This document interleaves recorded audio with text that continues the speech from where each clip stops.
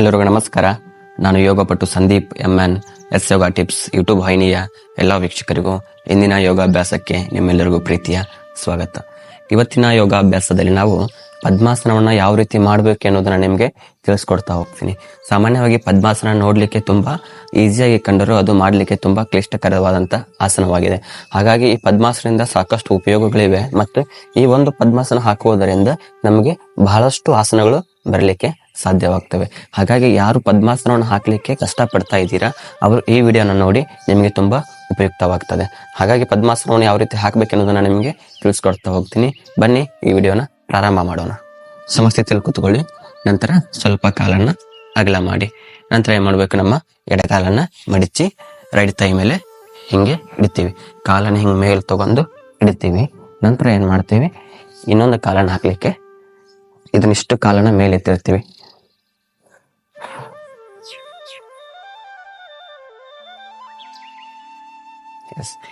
ಈ ರೀತಿ ನಾವೇನ್ ಮಾಡ್ತಾ ಇರ್ತೀವಿ, ಪದ್ಮಾಸನವನ್ನ ಮಾಡ್ಲಿಕ್ಕೆ ಪ್ರಯತ್ನ ಮಾಡ್ತಾ ಇರ್ತೀವಿ. ಈ ರೀತಿ ನಾವು ಪದ್ಮಾಸನ ಮಾಡೋದ್ರಿಂದ ನಮ್ಗೆ 1 ವರ್ಷ ಅಲ್ಲ 10 ವರ್ಷ ಆದ್ರೂ ನಮ್ಗೆ ಪದ್ಮಾಸನ ಬರ್ಲಿಕ್ಕೆ ಆಗೋದಿಲ್ಲ. ಯಾಕಂದ್ರೆ this is not proper way. ನಾವೊಂದು ಪ್ರಾಪರ್ ವೇನಲ್ಲಿ ಏನ್ ಮಾಡ್ಬೇಕಾಗ್ತದೆ, ಆಸನವನ್ನ ಅಭ್ಯಾಸ ಮಾಡ್ಬೇಕಾಗ್ತದೆ. ಹಾಗಾಗಿ ಯಾವ ರೀತಿ ನಾವು ಒಂದು ಪ್ರಾಪರ್ ವೇನಲ್ಲಿ ಆಸನವನ್ನು ಅಭ್ಯಾಸ ಮಾಡ್ಬೇಕೆನ್ನೋದನ್ನ ನಿಮ್ಗೆ ಈಗ ತಿಳಿಸ್ಕೊಡ್ತೀನಿ. ನೋಡಿ, ಯಾವ ರೀತಿ ಒಂದು ಅಲೈನ್ಮೆಂಟ್ ನಾವು ಫಿಕ್ಸ್ ಮಾಡ್ಕೋಬೇಕೆನ್ನುವಂಥದ್ದನ್ನ ಈಗ ನಾನು ನಿಮ್ಗೆ ತಿಳಿಸ್ಕೊಡ್ತಾ ಹೋಗ್ತೀನಿ.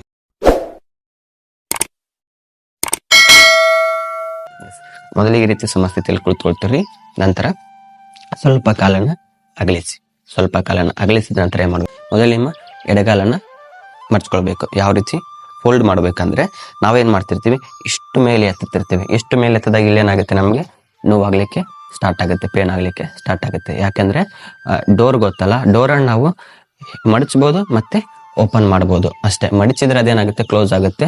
ಅದನ್ನ ಓಪನ್ ಮಾಡಿದ್ರೆ ಅದೇನಾಗುತ್ತೆ, ಅಗಲವಾಗುತ್ತೆ. ಆ ರೀತಿ ಇರುತ್ತೆ. ಅದನ್ನ ನಾವು ಮೇಲೆ ಕೆಳಗೆ ಹೆಂಗ್ ಇಷ್ಟ ಬರುತ್ತೆ ಹಂಗ್ ಮಾಡಕ್ಕಾಗಲ್ಲ. ಅದೇ ರೀತಿ ನಮ್ಮ ಮೊಣಕಾಲನ್ನು ಸಹ ನಾವು ಇಷ್ಟ ಬಂದಂಗೆ ಇಷ್ಟು ಮೇಲೆ ಎತ್ತಿದ್ರೆ ಅದು ಪದ್ಮಾಸನ ಬರೋದಿಲ್ಲ. ಅದನ್ನ ಸಿಂಪಲ್ ಆಗಿ ಮಾಡ್ಬೇಕು. ನಾವು ಟ್ರಿಕ್ಸ್ ಅನ್ನ ಯೂಸ್ ಮಾಡಿ ಮಾಡ್ಬೇಕು. ಯಾವ ರೀತಿ ಆ ಟ್ರಿಕ್ಸ್ ಅಂದ್ರೆ, ಈಗ ನಾವೇನ್ ಮಾಡ್ತೀವಿ, ನಮ್ಮ ಎಡಗಾಲನ್ನ ಮೊದಲಿಗೆ ಮಡ್ಚ್ಕೊಳ್ಬೇಕು. ಯಾವ ರೀತಿ ಅಂದ್ರೆ, ಈ ತರ ಕಾಲನ್ನ ಬಿಡಿ. ನಂತರ ಏನ್ ಮಾಡ್ಬೇಕು, ಇಷ್ಟು ಸಿಂಪಲ್ ಆಗಿ ಹಿಂಗ್ ತಗೊಳ್ಬೇಕು. ಈ ರೀತಿ ಅಂದ್ರೆ ಇದೇನಾಗಬೇಕು, ಈ ಗ್ಯಾಪ್ ಏನಿರುತ್ತಲ್ಲ ಇದು ಫಿಲ್ ಆಗಿರ್ಬೇಕು. ಈ ತರ ಇದ್ದು ನೀವು ಹಾಕಿದ್ರೆ ಏನಾಗುತ್ತೆ, ನಿಮ್ಗೆ ಪದ್ಮಾಸನ ಹಾಕ್ಲಿಕ್ಕೆ ಬರಲ್ಲ. ಇದು ಸಂಪೂರ್ಣವಾಗಿ ಏನಾಗಬೇಕು, ಗ್ಯಾಪ್ ಫಿಲ್ ಆಗಿರ್ಬೇಕು. ಅರ್ಥ ಆಯ್ತಲ್ಲ? ನೋಡಿ, ಈ ತರ ಇದು ಫಿಲ್ ಆಗಿರ್ಬೇಕು, ಗ್ಯಾಪ್ ಸಂಪೂರ್ಣವಾಗಿ ಮುಚ್ಚಿರ್ಬೇಕು.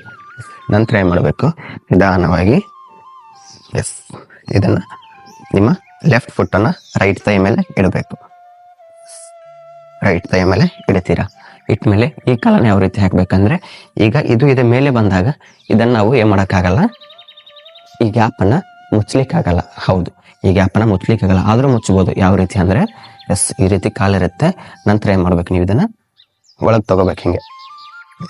ಈಗ ಈ ಗ್ಯಾಪ್ ಮುಚ್ಚಿತಾ, ಈ ಗ್ಯಾಪ್ ಮುಚ್ಚಿದ ಮೇಲೆ ಇನ್ನೇನ್ ಮಾಡ್ಬೇಕು, ಅವಾಗ ಫುಟ್ ಅನ್ನ ಹೊರಗೆ ತಗೊಳ್ಳಿ. ಕಾಲಿಲ್ಲೇ ಇರ್ಲಿ, ಫುಟ್ ಅನ್ನ ಹೊರಗೆ ತಗೊಳ್ಳಿ. ಸಿಂಪಲ್ ಆಗಿ ಪುಟ್ಟನ್ನು ಹೊರಗೆ ತಗೊಳ್ಬೇಕು. ಈ ಗ್ಯಾಪ್ ನೋಡಿ ಇದೇ ತರ ಇದೆ. ಪುಟ್ಟನ್ನು ಹೊರಗೆ ತಗೊಂಡು ಹಾಗೆ ನಿಧಾನವಾಗಿ ಮೇಲೆ ಎತ್ತಬೇಕು. ಈಗ ಏನ್ ಮಾಡ್ಬೇಕು, ಪದ್ಮಾಸನವನ್ನ ಅಡ್ಜಸ್ಟ್ ಮಾಡ್ಕೋಬೇಕು. ಅರ್ಥ ಆಯ್ತಲ್ಲ? ಈ ರೀತಿ ನಾವೇನ್ ಮಾಡ್ಬೇಕು, ಪದ್ಮಾಸನವನ್ನ ಮಾಡುವಂಥದ್ದು. ಈ ಗ್ಯಾಪ್ ಅನ್ನ ನಾವ್ ಯಾವತ್ತೂ ಮಾಡಬಾರ್ದು, ಓಪನ್ ಆಗಿ ಬಿಟ್ಟಿರಬಾರ್ದು. ಅದು ಸಂಪೂರ್ಣವಾಗಿ ಕ್ಲೋಸ್ ಆಗಿರ್ಬೇಕು. ಅಂದಾಗ ಮಾತ್ರ ನಮಗೆ ಪದ್ಮಾಸನ ಹಾಕ್ಲಿಕ್ಕೆ ಬರುತ್ತೆ, ಇಲ್ಲಾಂದ್ರೆ ಅದು ಬರೋದಿಲ್ಲ. ಈ ರೀತಿ ನೀವೇನ್ ಮಾಡ್ಬೇಕು, ಪದ್ಮಾಸನವನ್ನ ಪ್ರಾಕ್ಟೀಸ್ ಮಾಡಬೇಕು. ಸ್ವಲ್ಪ ಮುಂದೆ ನಾವೇನ್ ಮಾಡ್ಬೇಕು, ನೇರವಾಗಿ ಕೂತ್ಕೊಂಡಾಗ ಇವೆರಡು ಕೆಳಗೆ ಮೊಣಕಾಲುಗಳು ನೆಲಕ್ಕೆ ತಾಗಿರ್ತವೆ. ಆದ್ರೆ ನಾವೇನ್ ಮಾಡ್ತೇವೆ, ಸ್ವಲ್ಪ ಹಿಂದೆ ವಾಲಿದಾಗ ಏನಾಗುತ್ತೆ, ಇವು ನೆಲಕ್ಕೆ ಕೊಡಲ್ಲ, ಅಥವಾ ಒಂದ್ ಕೊಡುತ್ತೆ ಇನ್ನೊಂದು ಕೊಡಲ್ಲ. ಅದಕ್ಕೆ ನಾವೇನ್ ಮಾಡ್ಬೇಕು, ಸಿಂಪಲ್ ಆಗಿ ನಮ್ಮ ಸ್ಪೈನಲ್ ಕಾರ್ಡ್ ಅನ್ನ ಸ್ಟ್ರೇಟ್ ಆಗಿ ಇಟ್ಕೋಬೇಕು.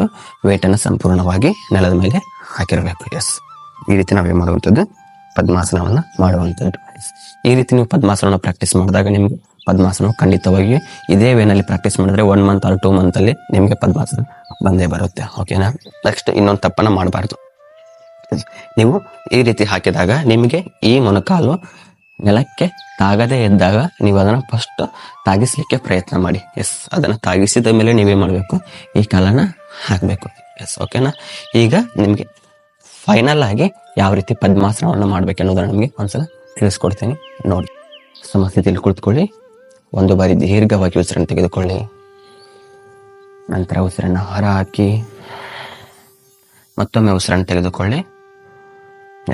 ಈಗ ಉಸಿರನ್ನ ಹೊರ ಹಾಕ್ತಾ ನಿಮ್ಮ ಎಡಗಾಲನ್ನ ಫೋಲ್ಡ್ ಮಾಡಿ. ಫೋಲ್ಡ್ ಮಾಡಿದ ನಂತರ ಇದನ್ನ ಲೆಫ್ಟ್ ಫುಟ್ಟನ್ನು ರೈಟ್ ಥೈ ಮೇಲೆ ಇಡಿ. ಆವಾಗ ಈ ಮೊಣಕಾಲನ್ನು ಸಂಪೂರ್ಣವಾಗಿ ನೆಲಕ್ಕೆ ತಾಗಿಸಿ ನಂತರ ನಿಮ್ಮ ಉಸಿರನ್ನ ಇನ್ನೊಂದು ಬಾರಿ ತೆಗೆದುಕೊಂಡು ಉಸಿರನ್ನ ಹೊರ ಹಾಕ್ತಾ ನಿಮ್ಮ ಬಲಗಾಲನ್ನು ಸಂಪೂರ್ಣವಾಗಿ ಮಡಚಿ.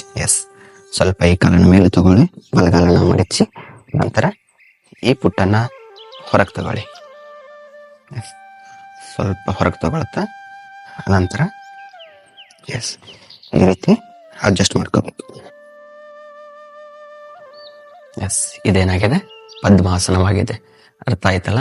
ಪದ್ಮಾಸನ ಮಾಡುವ ವಿಧಾನ ಈ ರೀತಿಯಾಗಿರುತ್ತದೆ. ಹಾಗಾಗಿ ಸರಿಯಾದ ಕ್ರಮದಲ್ಲಿ ಪದ್ಮಾಸನವನ್ನು ಪ್ರಾಕ್ಟೀಸ್ ಮಾಡಿ. ಇವತ್ತಿನ ಯೋಗಾಭ್ಯಾಸದಲ್ಲಿ ನನಗೆ ಪದ್ಮಾಸನ ಯಾವ ರೀತಿ ಮಾಡಬೇಕೆನ್ನೋದನ್ನು ತಿಳಿಸ್ಕೊಟ್ಟಿದ್ದೀನಿ. ಈ ವಿಡಿಯೋವನ್ನು ನೀವು ಲೈಕ್ ಮಾಡಿ, ಶೇರ್ ಮಾಡಿ ಹಾಗೂ ಎಸ್ ಯೋಗ ಟಿಪ್ಸ್ ಯೂಟ್ಯೂಬ್ ವಾಹಿನಿಯನ್ನು ತಪ್ಪದೇ ಸಬ್ಸ್ಕ್ರೈಬ್ ಮಾಡಿ. ಎಲ್ಲರಿಗೂ ಒಳ್ಳೆಯದಾಗಲಿ. ಧನ್ಯವಾದಗಳು. ಎಸ್ ಯೋಗ ಟಿಪ್ಸ್ ಯೂಟ್ಯೂಬ್ ವಾಹಿನಿಯನ್ನು ಎಲ್ಲರೂ ತಪ್ಪದೇ ಸಬ್ಸ್ಕ್ರೈಬ್ ಮಾಡಿ. ನೀವು ಸಬ್ಸ್ಕ್ರೈಬ್ ಮಾಡಿದರೆ ಇನ್ನಷ್ಟು ವಿಡಿಯೋಗಳ ಮೂಲಕ ನಿಮ್ಮ ಮುಂದೆ ಬರಲು ನನಗೆ ಪ್ರೋತ್ಸಾಹ ನೀಡಿದಂತಾಗುತ್ತದೆ. ಹಾಗೂ ಈ ವಿಡಿಯೋಗಳನ್ನು ಇತರರೊಂದಿಗೆ ಹಂಚಿಕೊಳ್ಳಿ ಎಷ್ಟು ಸಾಧ್ಯವಾಗುತ್ತಷ್ಟು. ಹಾಗೂ ಯಾವುದಾದರೂ ಕಾಯಿಲೆಗೆ ಯೋಗಾಭ್ಯಾಸದ ಮೂಲಕ ಪರಿಹಾರ ಬೇಕಿದ್ದಲ್ಲಿ ಕಮೆಂಟ್ ಬಾಕ್ಸಲ್ಲಿ ಕಮೆಂಟ್ ಮಾಡಿ ತಿಳಿಸಿಕೊಡುವಂಥ ಪ್ರಯತ್ನ ನಾನು ಮಾಡ್ತೇನೆ.